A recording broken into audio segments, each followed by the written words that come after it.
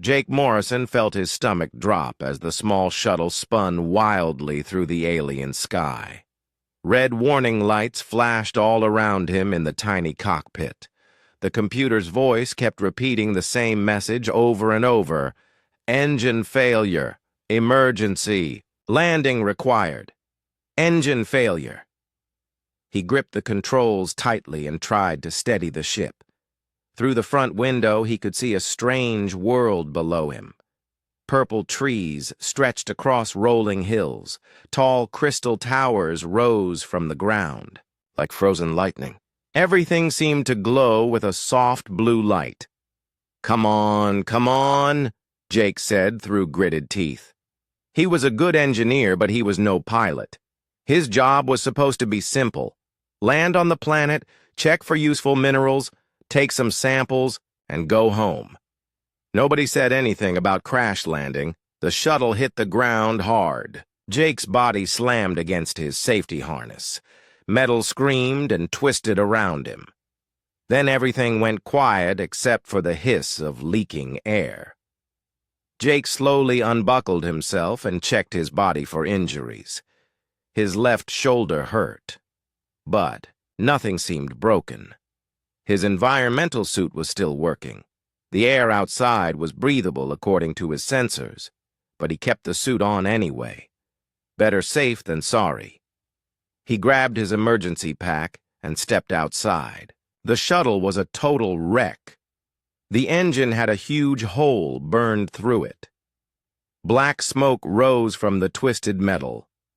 Jake's heart sank. He was not going anywhere in that ship. The world around him was beautiful and terrifying at the same time. The purple trees moved gently in a warm breeze, but they made no sound. The crystal towers hummed with a low frequency that he could feel in his bones. Strange flying creatures with too many wings circled high overhead. Jake checked his communication. Device, nothing. He was too far from human space for the signal to reach anyone. The rescue beacon was damaged in the crash. He was completely alone on an alien world.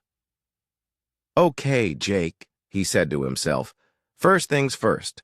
Find shelter. Find water. Figure out how to survive until someone comes looking." He started walking toward the nearest crystal formation. It was massive, maybe 300 feet tall and perfectly smooth. As he got closer, he noticed that the humming sound was coming from inside it. The crystal was not solid. There were tunnels and chambers carved into it. Jake found an opening at the base of the tower. The entrance was just big enough for him to walk through. Inside, the walls glowed with the same soft blue light he had seen from orbit. The air was warm and dry. This would make a good shelter. He walked deeper into the crystal cave system. The tunnels branched off in different directions. Some led up, some led down. All of them were perfectly smooth, as if they had been melted rather than carved. Strange. Symbols covered the walls. They looked like writing, but unlike anything humans had ever seen. Jake followed the main tunnel for about 10 minutes. The humming sound grew louder as he walked. Soon he came to a large chamber at the heart of the crystal tower. What he saw there made him stop and stare. In the center of the room stood a pillar of pure white crystal. It was so bright that it hurt to look at directly. And stuck into the top of that pillar was a sword. The weapon was beautiful. The blade was long and thin, made of some kind of metal that seemed to have stars trapped inside it. The handle was wrapped in dark leather. That looked ancient but perfectly preserved. Strange symbols ran along the blade's edge. They glowed with golden light. Jake walked slowly around the pillar.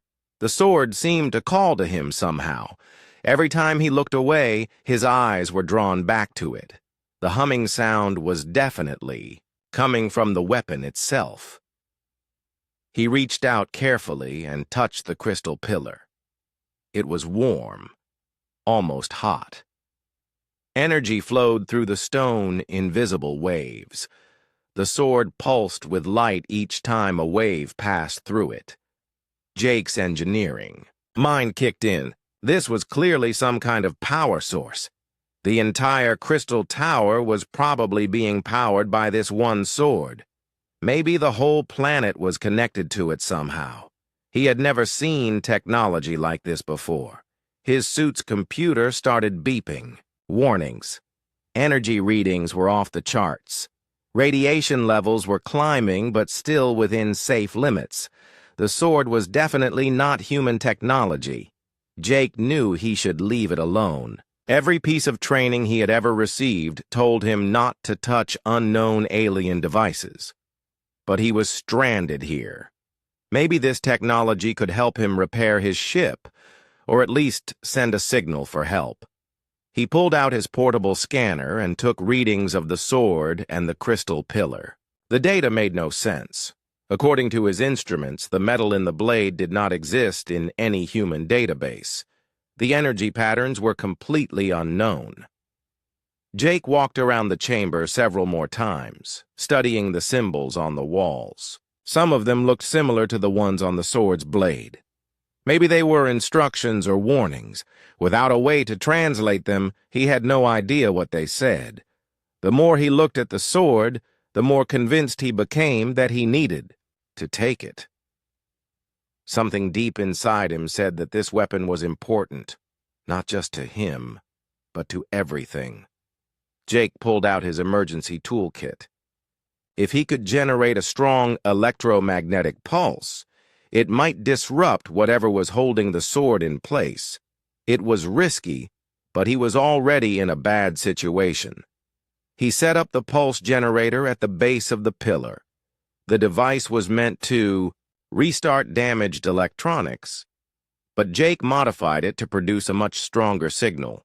He programmed it to fire in short bursts rather than one big pulse. Jake stepped back and activated the device. Blue lightning crackled around the crystal pillar.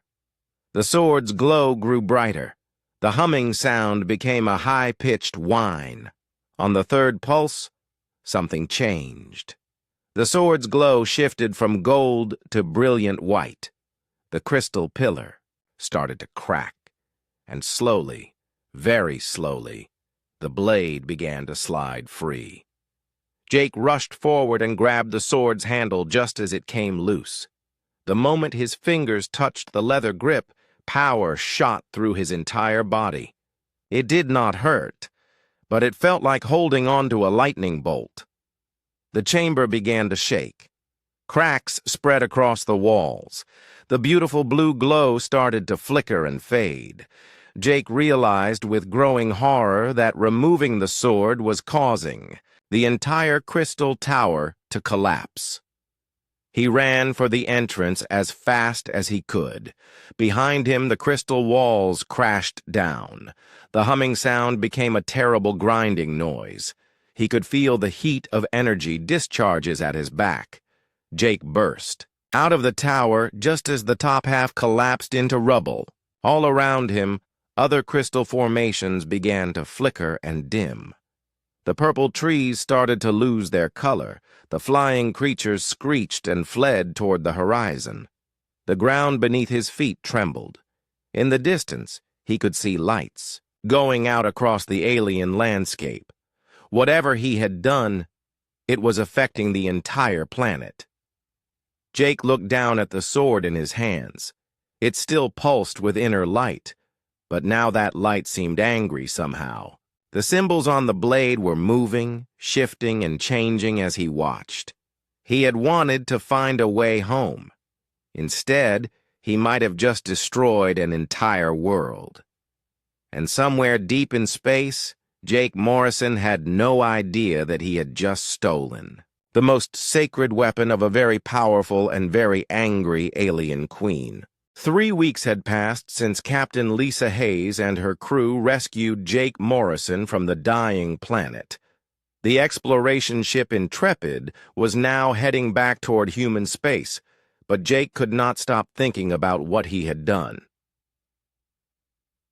The alien Sword sat in the ship's laboratory, locked inside a special containment field.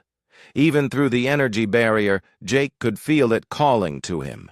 The weapon's light had grown dimmer since he took it from the crystal tower, but it never completely went dark.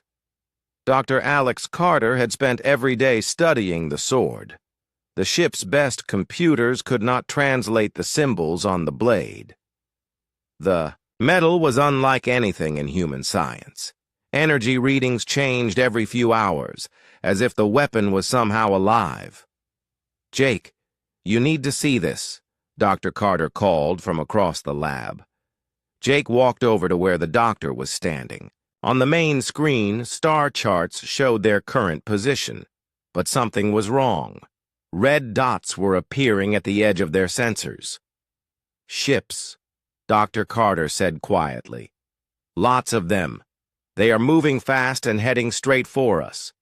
"Captain," Hayes's voice came over the communication system. "All senior staff to the bridge immediately. We have a situation." Jake and Dr. Carter rushed to the bridge.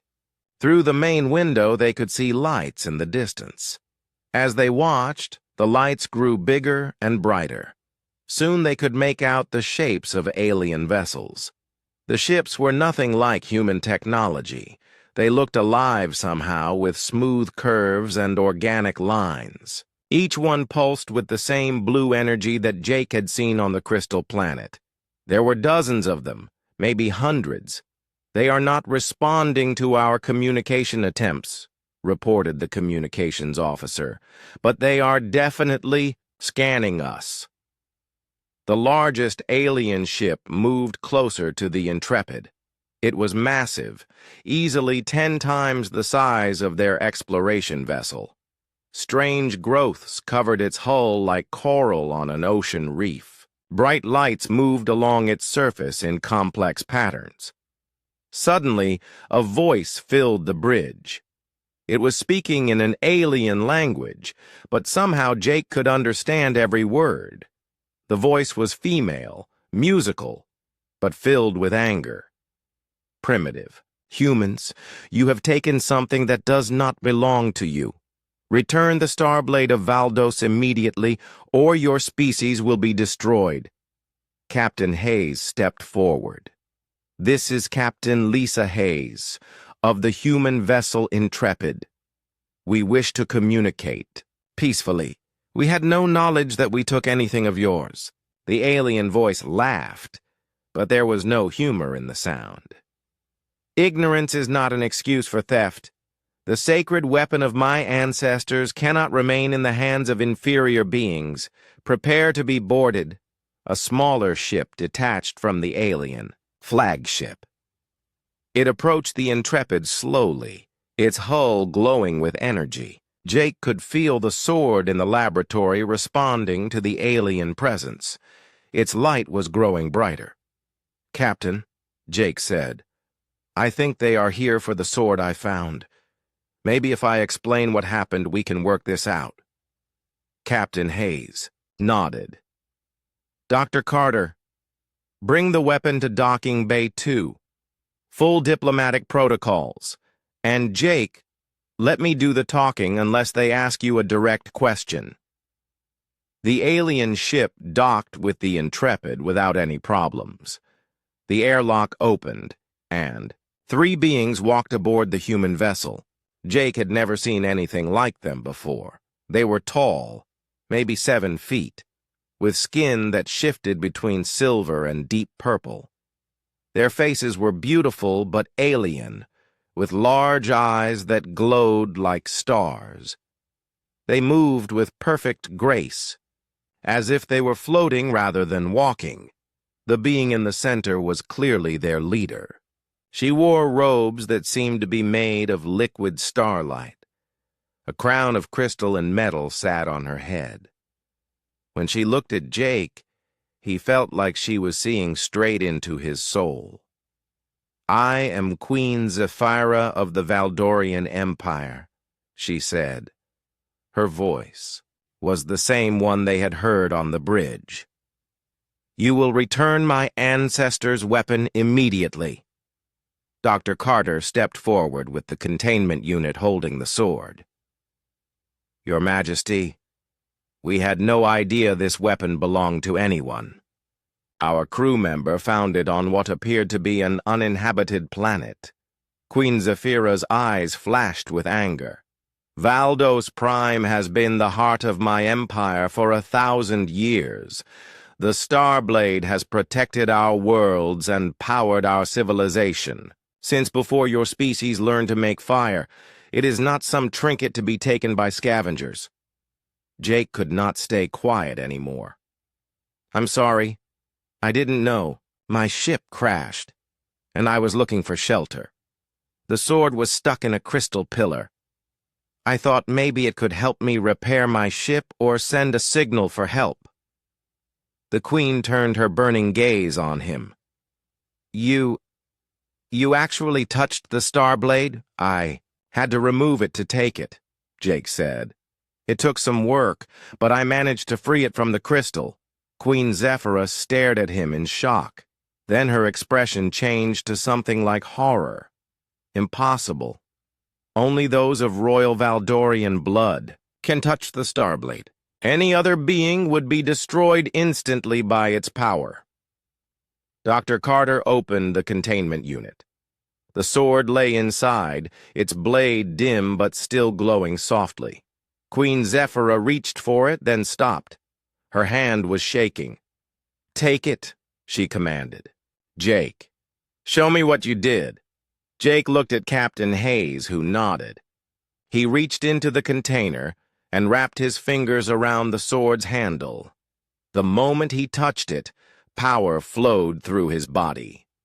The blade burst into brilliant light, and symbols began moving along its edge. Queen Zephyra stepped backward, her face pale. The other Valdorians behind her made sounds of fear and amazement. The sword in Jake's hands was glowing brighter than it ever had before. This cannot be, the Queen whispered.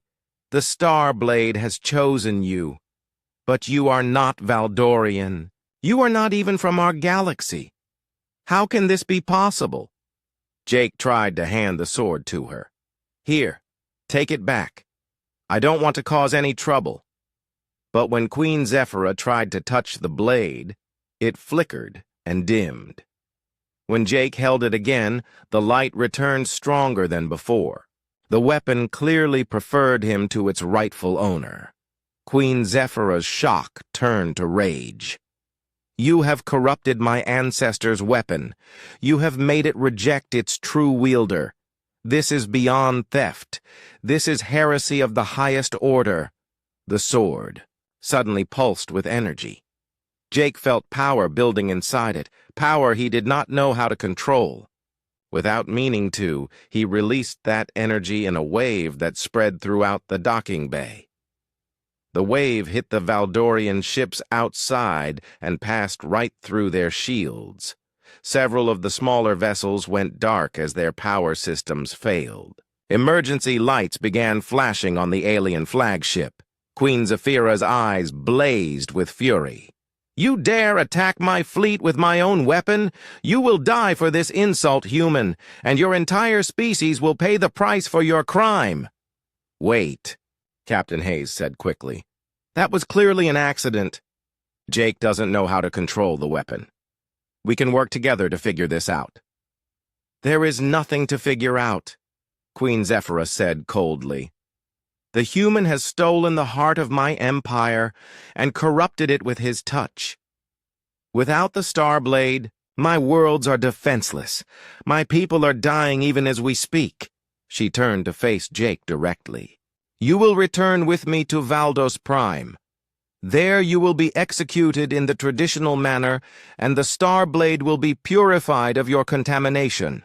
If you refuse, I will destroy every human world in this galaxy. Jake felt the sword pulse, again in his hands. This time he managed to keep the energy contained, but just barely. The weapon seemed to be responding to his emotions, growing stronger when he was afraid or angry. I'll go with you, Jake said, but leave the others alone. This is between you and me. Captain Hayes stepped forward. I cannot allow you to take one of my crew members. We need time to study this situation and find a solution that works for everyone. Queen Zephyra laughed bitterly. There is no solution. The Starblade must be returned, and the one who corrupted it must die. These are the laws that have governed my empire for millennia. She gestured to her guards, who began to advance on Jake. But as they got closer, the sword's light grew brighter. Energy crackled along the blade. Jake could feel power building. Inside him, power that seemed to come from the weapon itself. Stay back, he warned. I don't want to hurt anyone, but I can't control this thing. One of the Valdorian guards reached for him anyway. The moment the alien's hand came near the sword, energy exploded outward. The guard was thrown across the docking bay and slammed into the wall. Queen Zephyra's rage reached new heights. You dare harm my people with my own weapon? This ends now. She raised her hand, and Jake felt crushing pressure surround him. The queen was using some kind of power to try to force him to drop the sword, but the weapon fought back, protecting him with its energy field. The contest of power lasted only seconds, but it felt like hours. Finally, Queen Zephyra staggered backward, exhausted. She stared at Jake with a mixture of fear and hatred. This is not over, human, she said. I will hunt you across the galaxy if necessary. The Starblade will be returned, and you will pay for what you have done. The Valdorians retreated to their ship. As they departed, Queen Zephyra's voice echoed through the Intrepid one last time. You have 3 days to consider my offer. Surrender, yourself and the weapon, or watch your species. Burnjake stood in the empty docking bay, still holding the glowing sword. He had wanted to return it and make peace. Instead, he had somehow made everything worse. Now an alien queen wanted him dead, and the entire human. Captain Lisa Hayes stood on the bridge of the Intrepid, watching the Valdorian fleet through the main screen. The alien ships had not moved for 2 days, but she knew they were waiting. Queen Zephyra had given them 3 days to surrender Jake and the sword. Tomorrow was the deadline. Captain, called Lieutenant Ben Torres from the communications station. We are receiving a message from Earth Command. Put it through, Hayes ordered. Admiral Frank Mitchell's face appeared on the screen. His expression was grim. Captain Hayes, we have received your report about first contact with the Valdorian Empire. Command has decided that we cannot surrender Mr. Morrison to a hostile alien force. Hayes felt relief wash over her. Thank you, Admiral. What are our orders? You are to return to human space immediately. A fleet is being assembled to deal with this threat. We will not let one human be executed to appease an alien queen. In the ship's laboratory, Jake Morrison was trying to understand the sword that had changed his life. Dr. Alex Carter worked beside him, running tests and taking measurements. The weapon lay on a special table, glowing softly in the dim light. 3. Energy patterns are incredible, Dr. Carter said, pointing to readings on his computer. This sword is more advanced than anything we have ever seen. It seems to be learning from you, adapting to your touch. Jake reached out and picked up the weapon. Immediately, the blade blazed with light. Symbols raced along its edge, changing and shifting in patterns that hurt to look at directly. I can feel it thinking, Jake said quietly. I know that sounds crazy, but it is like there is something alive inside the metal. Dr. Carter nodded. Our scans show complex energy patterns that could be some form of artificial intelligence. The sword might actually be conscious in some way. Jake held the weapon up to the light. The stars trapped inside the blade seemed to move and dance. When he concentrated, he could almost understand what they were trying to tell him. "It wants to teach me," Jake said. "I can feel it trying to show me things. How to use its power, how to understand the universe in ways humans never have before." "Be careful," Dr. Carter warned. "We don't know what kind of effects prolonged exposure might have on your mind or body." On the bridge, Captain Hayes was making final preparations for their escape. The Intrepid was fast for an exploration ship, but the Valdorian vessels looked like they could catch them easily. "Navigation. Plot a course for the Kepler Nebula," she ordered. "If we can reach the gas clouds, we might be able to hide long enough to get a head start." "Course plotted, Captain," replied the navigator. Hayes took one last look at the alien fleet. Queen Zephyra's flagship dominated the formation, its organic hull pulsing with angry red light.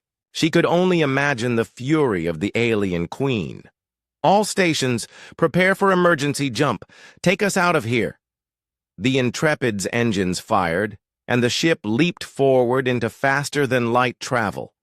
For a moment, Hayes thought they might escape cleanly. Then alarms began ringing throughout the ship. "Captain, the Valdorian fleet is following us," reported the sensor officer. "They are matching our speed and gaining." Hayes cursed under her breath. The alien ships were faster than she had hoped. "How long until they catch us?" "At current speed, maybe 6 hours."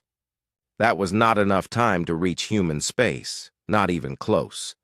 Hayes needed another option. "Get me Jake Morrison in the lab." Jake's face appeared on the communication screen. Behind him, Dr. Carter was frantically reading instrument displays. "Jake, we are in trouble," Hayes said. "The Valdorians are chasing us, and they are faster than we are. Is there anything that Sword can do to help?" Jake looked down at the weapon in his hands. "I don't know, Captain. I can feel it wanting to do something, but I don't understand what." "Figure it out fast," Hayes said. "We have maybe 6 hours before they catch us." Jake closed his eyes and tried to listen to what the Sword was telling him. Images flashed through his mind, energy flowing through space, stars bending around massive objects, the fabric of reality itself stretching and folding. "Dr. Carter," Jake said suddenly, "what if we could jump further than normal? What if we could skip across space instead of traveling through it?" Dr. Carter looked confused. "That is impossible. Our jump drives can only work with established hyperspace routes.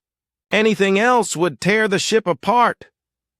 Jake stood up, the sword blazing in his hands. "Not if we had a way to protect the ship. Not if we had something that could bend space around us." Before Dr. Carter could object, Jake pressed his hand against the ship's power coupling. Energy from the sword flowed into the Intrepid systems. Every screen in the laboratory lit up with new information. On the bridge, Captain Hayes watched in amazement as her ship's capabilities suddenly expanded. The navigation computer was showing jump routes that had never existed before. The shields were operating at twice their normal strength.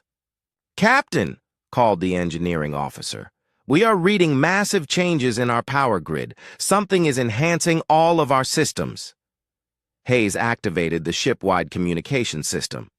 "Jake, what did you do?" "I think the sword is teaching our computers," Jake replied. "It is showing them how to do things we never thought possible." The sensor officer called out urgently. "Captain, the Valdorian ships are almost in weapons range." Hayes made a decision. "Navigation. Use whatever new routes the computer is showing you. Get us out of here." The Intrepid jumped forward, but this time something was different. Instead of traveling through normal hyperspace, the ship seemed to fold space around itself. Stars streaked past the windows in impossible patterns. Behind them, Queen Zephyra's fleet tried to follow, but the human ship was moving in ways that defied Valdorian understanding of physics. The aliens fell further and further behind. In her throne room aboard the flagship, Queen Zephyra watched the human ship disappear from her sensors. Her advisors stood nervously around her, afraid to speak. "The human is using my ancestor's weapon to enhance his primitive technology," she said quietly. "This is worse than I thought." Commander Vex, her most trusted general, stepped forward. "Your Majesty, our fleets are searching all known hyperspace routes. We will find them." Queen Zephyra shook her head. "They are not using known routes, Vex. The Starblade is teaching them secrets that have been lost for thousands of years. The human does not even realize what he is doing." She stood and walked to the large window that looked out into space. "Send messages to all fleet commanders. The humans must be found and destroyed before they learn too much. If they master the Starblade's true power, they could become a threat to the entire galaxy." Meanwhile, the Intrepid emerged from its impossible. Jump near the Kepler Nebula. The colorful gas clouds stretched for light years in every direction. It was the perfect place to hide while they figured out their next move. Jake sat in the laboratory, staring at the sword. The weapon's glow had dimmed after its effort to enhance the ship, but he could still feel its presence in his mind. "Jake," Dr. Carter said softly, "do you realize what just happened? That sword just advanced human technology by centuries in a matter of minutes." Jake nodded slowly. "I know. I can feel everything it is trying to teach me. The problem is I don't think I am ready for all of this knowledge." Dr. Carter's computer beeped with an incoming message. The screen showed intercepted Valdorian communications. The translation was rough, but the meaning was clear. "They are not just hunting us," Dr. Carter said grimly. "Queen Zephyra has declared war on the entire human race. She is calling us a threat that must be eliminated." Jake felt sick. "This is all my fault. If I had just left that sword alone, none of this would have happened." "You could not have known," Dr. Carter said. "But Jake, there is something else. According to these communications, the Valdorian Empire is starting to fall apart without the sword's power. Their planets are losing their defenses. Other alien species are beginning to attack their borders." Jake looked at the weapon in his hands. Such a small thing to cause so much destruction. "So, Queen Zephyra needs this sword back to save her empire, but she also wants to kill me for touching it." "It seems that way," Dr. Carter agreed. "She is caught between her need for the weapon and her anger at what she sees as your theft and corruption of it." Captain Hayes's voice came over the communication system. "All senior staff to the bridge. We have a new problem." Jake and Dr. Carter rushed to the bridge. Through the main window, they could see ships moving through the nebula. But these were not Valdorian vessels. These ships were black as space itself, with no lights or markings. "They appeared on our sensors about 10 minutes ago," the sensor officer reported. "At least 50 ships, maybe more. They are moving in a search pattern." "Are they human?" Hayes asked. "No, Captain. The design is completely unknown. But they are definitely looking for something." Jake felt the sword pulse in his hands. The weapon seemed agitated, almost afraid. "Captain, I think they are looking for us. Or more specifically for this sword, another alien race," Hayes said. "How many enemies are we going to make?" The unknown ships were getting closer. Their black hulls absorbed light rather than reflecting it, making them almost invisible against the dark space between stars. But Jake could feel them approaching, as if the sword was warning him of danger. Captain Jake said urgently, "We need to run. Whatever those things are, the sword does not." want them to find us. Hayes did not hesitate. The black ships moved through space like a swarm of hungry insects. Jake Morrison watched them from the bridge of the Intrepid, feeling the sword in his hands grow cold with fear. He had never known that a weapon could feel afraid before. "Captain, we are receiving a transmission," reported the communications officer. "But it is not coming from the black ships. It is from the Valdorian fleet." Queen Zephyra's face appeared on the main screen. Her usual anger was replaced by something Jake had never seen before. Fear. "Human vessel," she said urgently. "You must listen to me. Those ships you see are called the Devourers. They are the ancient enemy of all living things. If they capture the Starblade, they will use its power to consume entire star systems." Captain Hayes stepped forward. "Your Majesty, forgive me if I find it hard to trust you. An hour ago, you wanted to destroy us.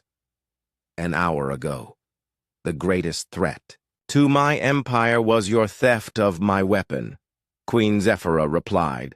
"Now there is something far worse at stake. The Devourers have been sleeping in dark space for 10,000 years. The Starblade's awakening has drawn them back." Jake felt the sword pulse in his hands. Images flashed through his mind. Planets stripped of all life. Stars going dark one by one. Vast mechanical minds consuming everything in their path. "She is telling the truth," Jake said quietly. "The sword is showing me things. These Devourer, they are not like us. They don't want to rule or conquer. They just want to eat everything." Dr. Alex Carter was studying sensor readings on his portable computer. "Captain, the energy signatures from those black ships are unlike anything we have seen. They seem to absorb energy rather than produce it." Queen Zephyra's image leaned forward. "Dr. Carter is correct. The Devourers feed on the life force of entire worlds. They turn planets into empty husks.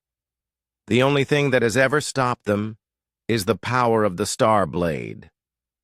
Captain Hayes looked uncertain. "What are you proposing, Your Majesty?" "An alliance," Queen Zephyra said. "Help me teach the human to use the Starblade properly, and together we can destroy the Devourer fleet before they spread across the galaxy." Jake stared at the alien queen on the screen. "You want to help me? A few hours ago you wanted me executed. A few hours ago I thought you were the greatest threat to my people," Queen Zephyra replied. "I was wrong. The Devourers will consume human and Valdorian worlds equally. Our only chance is to work together," the sensor officer called out urgently. "Captain, the black ships are accelerating. They will reach us in 30 minutes. Hayes made a quick decision. "Your Majesty, if we are going to do this, we need to do it now. Can your ships protect us while Jake learns to use the sword?" "My flagship has the strongest shields in the fleet," Queen Zephyra said. "Bring him aboard. I will teach him what I know of the Starblade's true power." Jake felt his stomach drop. "Captain, I don't think that is a good idea.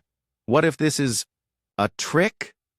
"Jake," Dr. Carter said softly, "look at the sensor readings. Those Devourer ships outnumber both our fleets combined. If Queen Zephyra wanted to capture you, she could have done it by now." Captain Hayes nodded. "Jake, take Dr. Carter and transfer to the Valdorian flagship. Learn everything you can about that sword. I'll coordinate our fleet's defenses." 20 minutes later, Jake found himself standing in the most beautiful room he had ever seen. Queen Zephyra's throne room was like being inside a living crystal. Walls of pure light surrounded them, and the floor seemed to be made of captured starlight. Queen Zephyra herself looked different than before. Her anger was gone, replaced by desperate hope. She was still beautiful in her alien way, but Jake could see the fear in her glowing eyes. The Starblade was created by the First Ones, she began without ceremony. They were the most advanced race the galaxy has ever known. When the Devourers first appeared, only the First Ones had the power to fight them. Jake held up the sword. In this place, its light seemed brighter, more alive. What happened to the First Ones? They sacrificed themselves to create weapons. Like the Starblade, Queen Zephyra said sadly. Each blade contains the essence of one of their greatest warriors. My ancestors found this sword 10,000 years ago and built our empire around its power. Dr. Carter was taking readings with his instruments. Your Majesty, our scans show that Jake's genetic structure has been altered by contact with the sword. Is that normal? Queen Zephyra looked surprised. Altered how? His DNA is changing, Dr. Carter said. New genetic sequences are appearing, sequences that do not match any known human patterns. The alien queen studied Jake with new interest. Show me your hands. Jake held out his hands. Queen Zephyra took them gently in her own. Her skin was warm and smooth, like polished metal. She closed her eyes and concentrated. Incredible, she whispered. You carry the genetic markers of the First Ones, but that should be impossible. They seeded their essence across the galaxy millions of years ago. What does that mean? Jake asked. It means you are not just a random human who happened to find the sword, Queen Zephyra said. You are a descendant of the people who created it. The Starblade recognizes you as one of its makers. Alarms began ringing throughout the ship. Commander Vex's voice came over the communication system. Your Majesty, the Devourers have reached our position. They are beginning their attack. Through the crystal walls, Jake could see the battle beginning. The black ships moved like living things, flowing around the Valdorian and human vessels. Where they touched, ships began to go dark as their energy was drained away. We need to act now, Queen Zephyra said urgently. Jake, hold the sword with both hands and open your mind to its power. Jake gripped the weapon tightly. Immediately, knowledge began flowing into his brain. He could see the structure of space itself, the way energy moved through reality. The sword was teaching him to see the universe as the First Ones had seen it. Good, Queen Zephyra said. Now feel for the Devourers. The sword can sense their presence across vast distances. Jake expanded his awareness. He could feel the black, ships like holes in space, empty voids that consumed everything around them. But there was something else. A central presence, larger and more hungry than the rest. There is something big out there, Jake said. Something controlling all the smaller ships, Queen Zephyra nodded grimly. The Devourer Prime. It is their queen, their central intelligence. If we can destroy it, the rest will become mindless and easy to defeat. How do we fight something like that? Jake asked. The sword has the power to cut through space itself, Queen Zephyra explained. In the hands of one with First One heritage, it can reach across vast distances and strike at the heart of any enemy. Jake felt the power building inside the weapon.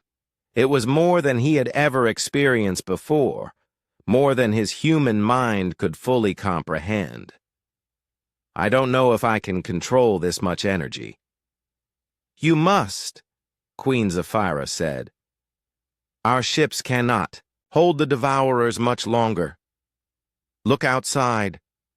Jake looked through the crystal walls and saw the battle turning against them. Several human ships had already gone dark. Valdorian vessels were firing everything they had, but their weapons seemed To have no effect on the black ships, focus on the Devourer Prime, Queen Zephyra instructed. Let the sword guide your strike. Do not try to control the power. Just direct it. Jake raised the star blade above his head. The weapon blazed with light so bright that it was like holding a piece of the sun. Energy crackled along the blade, and reality itself seemed to bend around the sword. He could feel the Devourer Prime out there in the darkness. It was huge, bigger than any ship he had ever imagined. Its hunger was endless, a black hole in space that wanted to swallow everything. Jake struck out with the sword, not physically, but with his mind and will. The blade cut through space like it was paper. Energy lanced across the battlefield, invisible, to normal eyes but devastating to anything it touched. The strike hit the Devourer Prime like a bolt of lightning. For a moment, nothing seemed to happen. Then the massive ship began to break apart. Its hull cracked and split, revealing the mechanical horrors inside.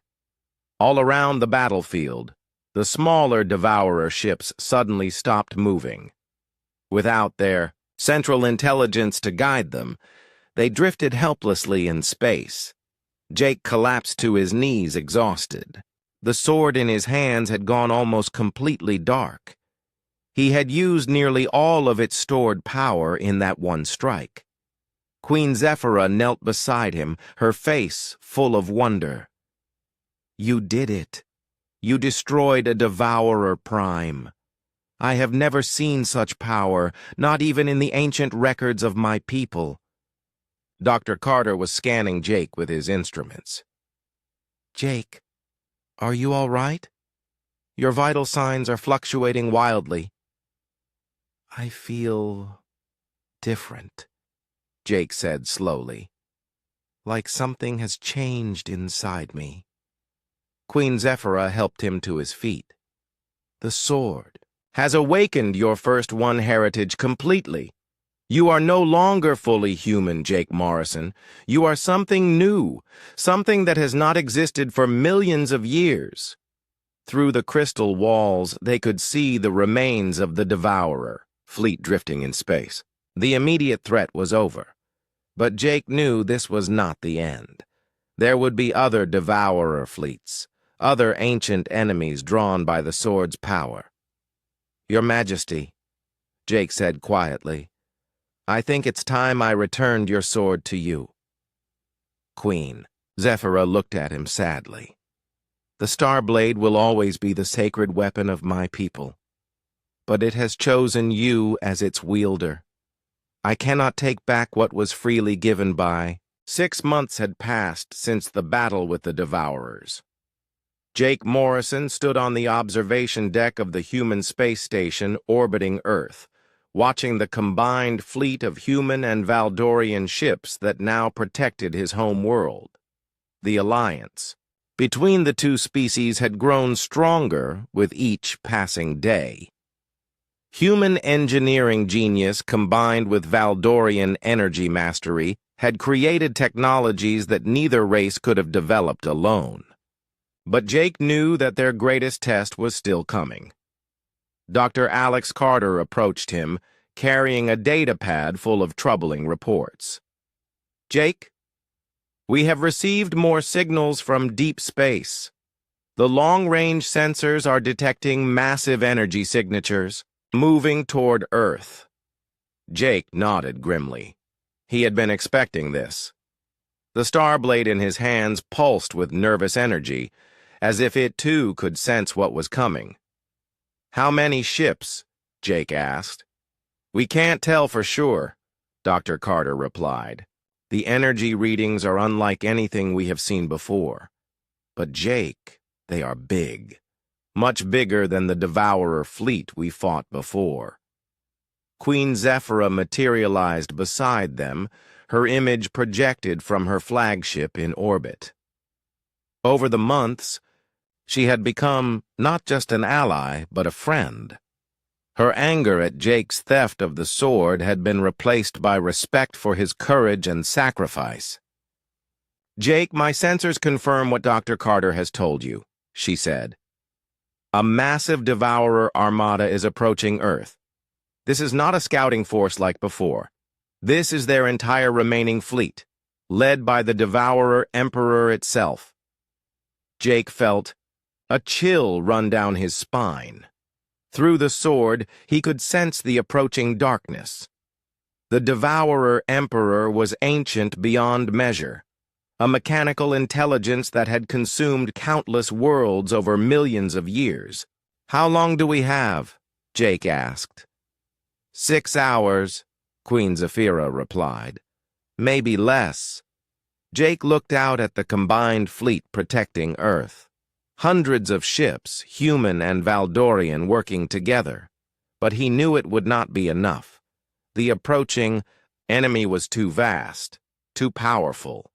Captain Lisa Hayes joined them on the observation deck.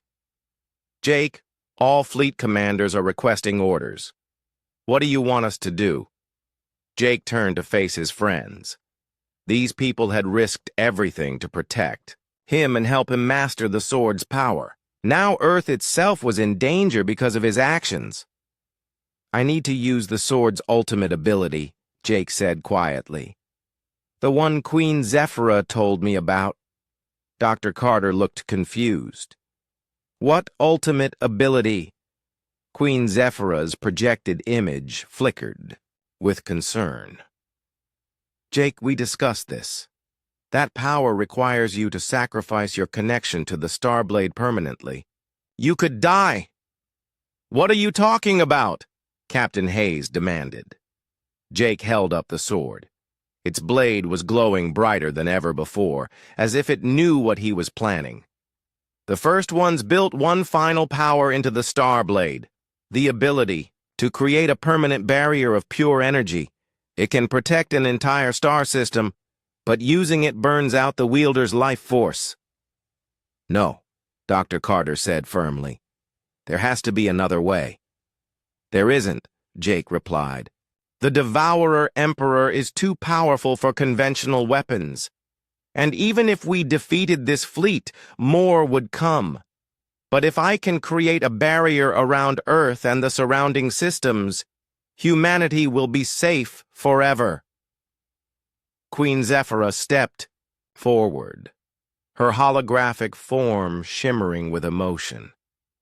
Jake, I cannot ask you to make such a sacrifice. The sword belongs to my people. This should be my responsibility. The sword chose me, Jake said gently. It awakened my first one heritage, for a reason. This is what I was meant to do. Alarms began ringing throughout the station. The approaching Devourer fleet had been detected by the outer sensor networks. Through the windows, they could see the first ships appearing at the edge of the solar system. The Devourer vessels were massive beyond description. Each one was the size of a small moon, covered in mechanical appendages that writhed like living tentacles.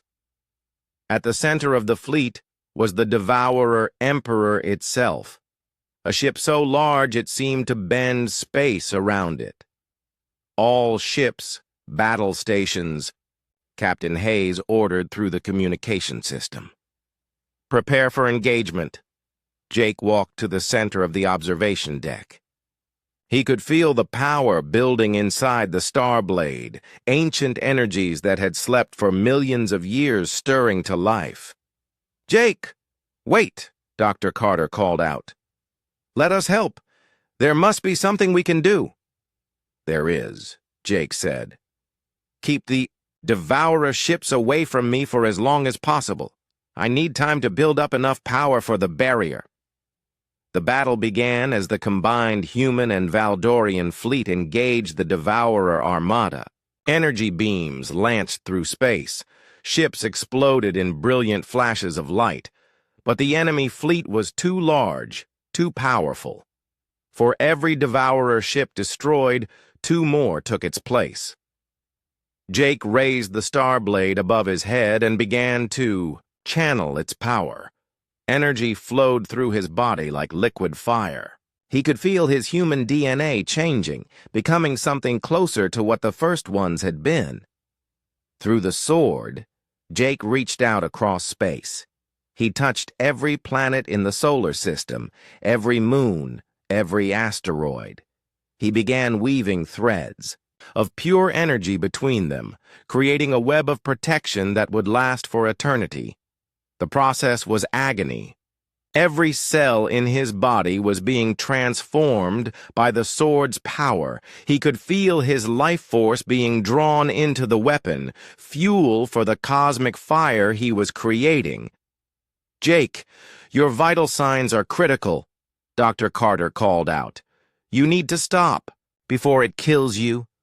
"Can't stop," Jake gasped. "Not finished yet." On the battlefield, the human and Valdorian ships were being overwhelmed. The Devourer Emperor had joined the fight, its massive weapons destroying entire squadrons with each shot. Soon the enemy would break through to Earth itself. Jake pushed harder, drawing more power from the sword. The barrier was almost complete, but he needed just a little more energy. He reached deeper into himself, into the genetic legacy of the first ones that flowed in his blood. The star blade blazed like a star in his hands. Energy erupted from the weapon and spread out across the solar system. A dome of pure light formed around Earth and extended outward to include Mars, Jupiter, and all the worlds where humanity might one day live.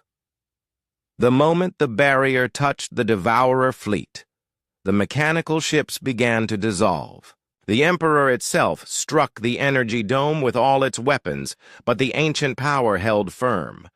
The enemy could not pass. Jake collapsed to his knees, the sword falling from his nerveless fingers. The weapon had gone completely dark, its power exhausted.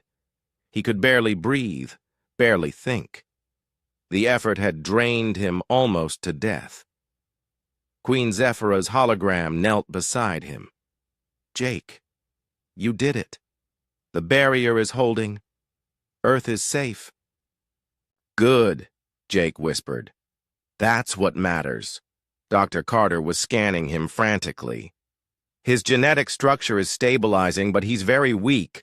I don't know if he'll survive." Jake struggled to sit up. He reached for the darkened sword and held it out to Queen Zephyra. "Take it back. I can't use it anymore." Queen Zephyra's image flickered as she tried to touch the weapon, but her holographic fingers passed right through it. "I am not there in person, Jake. But even if I were, I would not take the sword from you. It's yours," Jake said weakly. "It belongs to your people." "No," Queen Zephyra said firmly. "The Starblade was never truly ours. We were just its guardians until the true heir appeared. You have proven yourself worthy of the First One's legacy." Captain Hayes helped Jake to his feet. "What will you do now? You've saved Earth, but at great cost to yourself." Jake looked out at the energy barrier surrounding Earth. It was beautiful, like a aurora that stretched across the entire solar system. The Devourer fleet was retreating, unable to penetrate the ancient protection. "I think," Jake said slowly, "I'd like to go back to exploring. There are other worlds out there, other people who might need help. And there are probably more ancient weapons hidden across the galaxy." Dr. Carter looked concerned. "Jake, you can barely stand. How can you think about exploring?" "The sword may be dark now," Jake said, picking up the weapon, "but it's not dead. I can still feel it inside my mind, still hear its whispers. It will recover its power in time. And when it does, I want to be ready." Queen Zephyra smiled, the first truly happy expression Jake had ever seen on her face. "Then you will not go alone. The Valdorian Empire owes you a debt that can never be repaid. My ships will accompany you wherever you choose to go." And the human fleet will be right beside them, Captain Hayes added. You've brought our species together, Jake. The least we can do is help you continue your mission. Jake looked around, at his friends, human and alien, alike. A few months ago, he had been just an engineer on a routine survey mission. Now he was something new, something that bridged the gap between species and carried the legacy of an ancient civilization. He held up the darkened sword. Even without its blazing light, the weapon was still beautiful. And somewhere deep inside its metal heart, Jake could feel power stirring. The Starblade was patient. It had waited millions of years for the right wielder. It could wait a little longer to shine again. All right then, Jake said, his strength slowly returning. Let's go exploring. There's a whole galaxy out there, and I have a feeling we've only seen the beginning of what's waiting for us. Outside the observation deck windows, the energy barrier pulsed gently around Earth, a permanent reminder of the day humanity gained a protector they never expected. The Devourer fleet was gone, retreating into